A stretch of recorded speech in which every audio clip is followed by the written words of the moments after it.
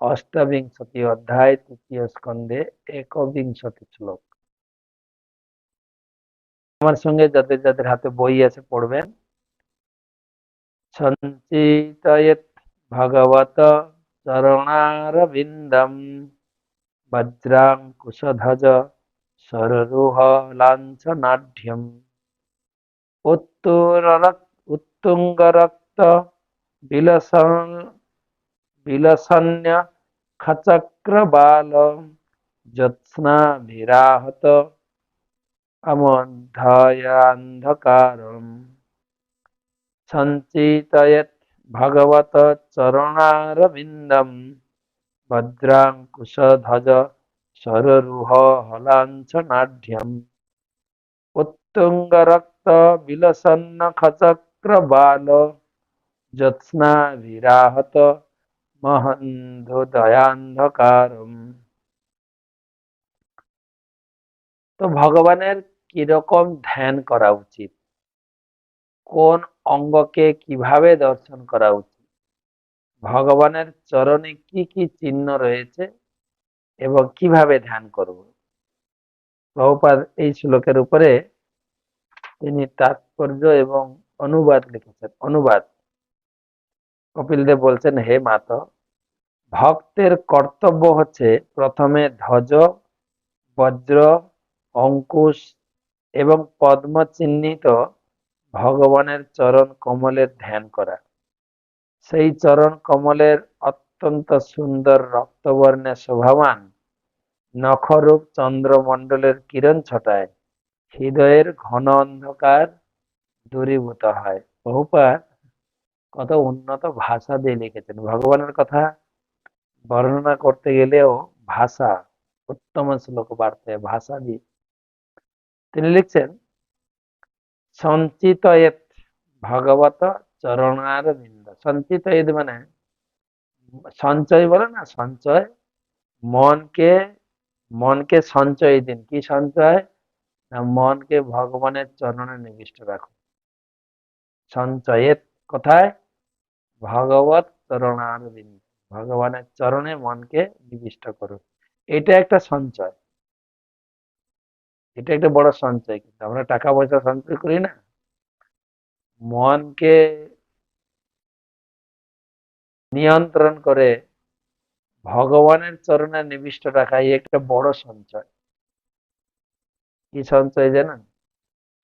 বলা হচ্ছে, মৃত্যুর সময় যদি কারো মন ভগবানের চরণে ধ্যান করতে করতে, ভগবানের নাম উচ্চারণ করতে করতে মৃত্যুবরণ করে, সে তো পরম সঞ্চয় ভগবানকে লাভ করে যাবে, ভগবত ধাম পেয়ে যাবে। সেই জন্য বলছে সঞ্চয়েত, সঞ্চি সঞ্চিন্তয়েত, সঞ্চিন্তয়েত। সঞ্চিন্তয়েত মানে সম্মুখ রূপে চিন্তা করি। সম্মুখ চিন্তা আছে, সঞ্চিত সঞ্চিন্ত মানে সুন্দরভাবে চিন্তা করি ভাগবত চরণারবিন্দ। আর চিন্তা করবেন ভগবানের চরণে কি কি আছে, কি কি চিহ্ন। ভগবানের চরণকে চিন্তা করতে গেলে ভগবানের চরণ কোন রাঙ্গা চরণ, বলো না রাঙ্গা চরণ, লাল, আমাদের রাতুল চরণ, রাতুল মানে লালচে। আমাদের তো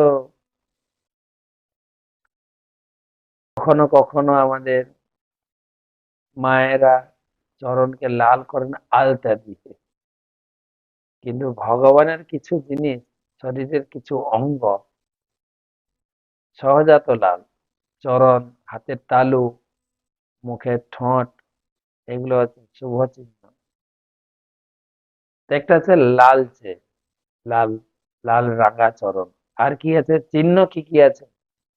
বজ্র, অঙ্কুশ, ধ্বজ আর সররুহ মানে পদ্ম। বজ্র, অঙ্কুশ, ধ্বজ আর পদ্ম।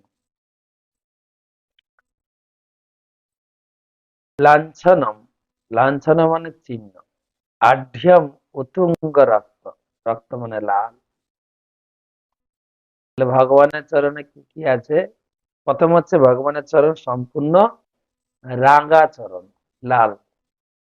এখানে বলছেন চক্রবাল তুঙ্গ রক্ত, রক্ত মানে রক্তের মতো লাল,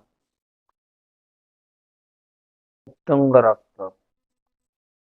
আর বজ্র অঙ্কুশ ধ্বজ সররুহ, সররুহ মানে পদ্ম, সরোবরে যার জন্ম হয়।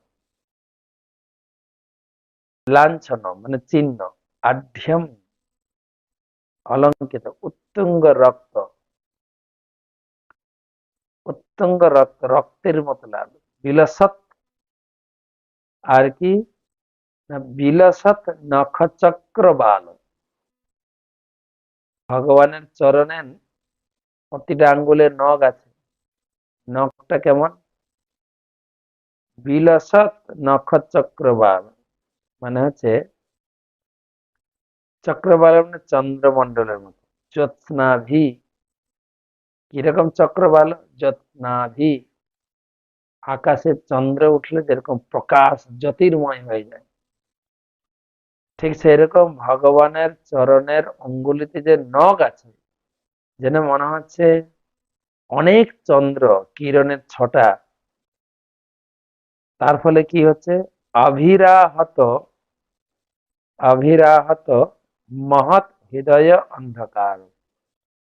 সেই চরণের নখমণ্ডলের চিন্তা করতে করতে যেরকম চন্দ্র উদিত হলে অন্ধকার বিদূরিত হয়, ঠিক মহান মহান ভক্তের, মহৎ লেখা আছে, মহান ভক্তরা যখন ভগবানের চরণের চিন্তা করেন, তার হৃদয়ে চন্দ্র প্রকাশের মাধ্যমে হৃদয়ের অন্ধকার দূরীভূত হয়। ভগবদ্গীতায় ভগবান বলেছেন যে যেসাম বলে তদামি বুদ্ধি যোগম তম যেন মাম উপযান্তি তেসাম, তেসাম এবানো অনুকম্পার্থেন অহম অজ্ঞানজম তম না স্বয়ামি আত্মভাবস্থ জ্ঞান দীপেন ভাস। কেবলমাত্র আমার ভক্ত হওয়া বা আমার চরণের চিন্তা করার মাধ্যমে তার হৃদয়ের সমস্ত মোহ অন্ধকার আমি তৎক্ষণাৎ দূরীভূত করি। এটাও তাই এখানে বলা হচ্ছে জ্যোৎস্নাভি আহত মহৎ হৃদয় অন্ধকার। মহাত্মারা সবসময় ভগবানের চিন্তায় মগ্ন, তার ফলে তাদের হৃদয়ে সমস্ত মোহ অন্ধকার দূরীভূত হয়, সমস্ত মোহ অন্ধকার। তারা ভগবান সম্বন্ধে, ভগবানের সৃষ্ট এই জগৎ সম্বন্ধে তাদের কাছে ধারণা পরিষ্কার। কাদের? না মহৎ ব্যক্তি। মহৎ ব্যক্তি কারা? যারা ভগবানের চরণ চিন্তা করে, তারাই হচ্ছে মহৎ ব্যক্তি। আমরা এই জগতে কিছু লোককে মহৎ ব্যক্তি বলে আখ্যা দিই, যেরকম আমাদের ভারতবর্ষে মহাত্মা গান্ধী। কিসের মহাত্মা? না মোটামুটি ভারতটাকে ব্রিটিশের হাত থেকে কেড়ে আমাদেরকে দিয়েছে, ওটাকে মহাত্মা বলা হয় না। গীতায় বলেছেন সব মহাত্মা সুদুর্লভ। কোন মহাত্মা? না যিনি সমস্ত শাস্ত্র অধ্যয়ন করে শাস্ত্রের সার কথা, শাস্ত্রের মেন উদ্দেশ্য হচ্ছে অহমেব বেদ্য বেদান্ত কৃত বেদ বিদেব চাহম। আমি হচ্ছে শাস্ত্রের জ্ঞাতব্য বিষয়, আমি হচ্ছে আরাধ্য। তাই যিনি ভগবানের আরাধনায় যুক্ত হয়েছেন আর ভগবানের চরণের চিন্তায় যিনি ধ্যানস্থ হয়ে আছেন, তিনি মহাত্মা। তার হৃদয়ে ভগবান সমস্ত মোহ অন্ধকার দূরীভূত করেন। আসুন আমরা সকলে সদা সর্বদা ভগবানের চিন্তায়, বিশেষ করে ভগবানের চরণের চিন্তায় আমরা নিবিষ্ট হই। হরে কৃষ্ণ।